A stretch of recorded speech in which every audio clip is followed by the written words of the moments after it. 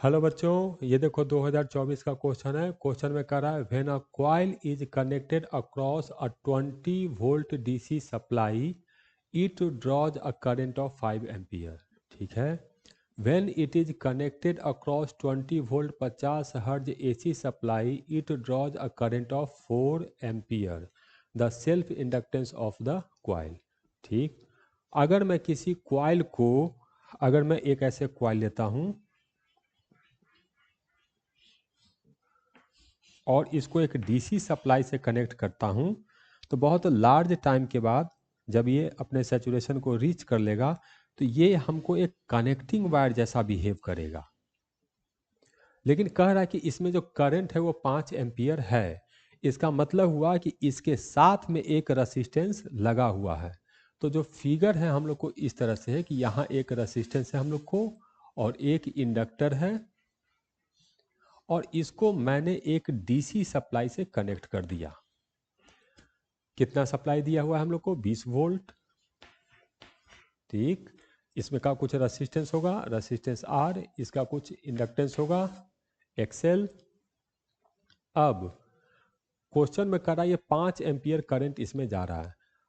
अब सैचुरेशन के बाद ये हमको कनेक्टिंग वायर जैसा बिहेव करेगा, तो इसका कोई रोल नहीं है। जो भी करंट आएगा वो रेसिस्टेंस के कारण ही आएगा और करंट कर रहा है हम लोग को 5 एम्पियर। इसका मतलब रेसिस्टेंस जो होगा वो 20 डिवाइडेड बाई 5 मतलब 4 ओम होगा। ठीक। तो रेसिस्टेंस का वैल्यू हम लोग को पता चल गया। अब कह रहा है कि इसी सर्किट को लो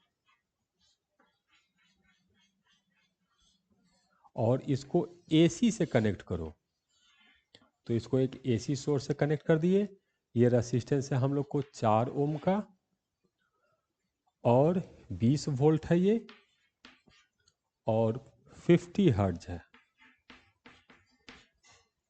ठीक। तो हमें सेल्फ इंडक्टेंस कॉइल का बताना है।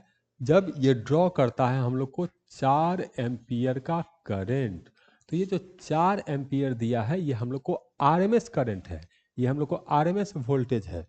तो अगर मैं इस सर्किट को सॉल्व करूंगा तो सबसे पहले मैं मान लेता हूं कि इसका जो इंडक्टेंस है वो एक्सएल है। तो हम लोग जानते हैं कि जो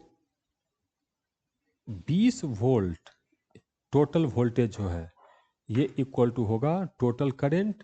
तो टोटल करंट 4 है इनटू जेड। तो यहां से जो जेड आया ये आ गया हम लोग को 5 ओम। तो जेड का वैल्यू हम लोग को 5 ओम आ गया। ठीक। अब ये दो ही चीज है तो जेड स्क्वायर इक्वल टू होगा R square plus XL square. तो 5 का स्क्वायर ये हो गया 25, ये 4 का स्क्वायर तो हो गया 16 प्लस एक्सएल स्क्वायर। तो एक्सएल आ गया हम लोग को 3 ओम। तो यहाँ से एक्सएल कैलकुलेट हो गया। अब हम लोग जानते हैं कि एक्सएल इक्वल टू होता है ओमेगा इंटू एल। तो XL equal to omega into L. तो 3 इक्वल टू, अब ओमेगा ना देकर हम लोग को फ्रीक्वेंसी दिया है 50 हर्ट्ज। तो ओमेगा के लिए इसमें 2 पाई से मल्टीप्लाई करेंगे तो आएगा हम लोग को 100 पाई इंटू एल। और क्वेश्चन में करा पाई 3 लेना है तो इससे ये कैंसिल हो गया। तो एल आ गया 1/100 हेनरी। तो हम लोग को आंसर मिली हेनरी में बताना है। तो एक नीचे जीरो बैठाएंगे तो ये जीरो आ जाएगा। तो एल इक्वल टू आ जाएगा 10 मिली हेनरी। तो यहाँ पे नंबर फिल करेंगे 10।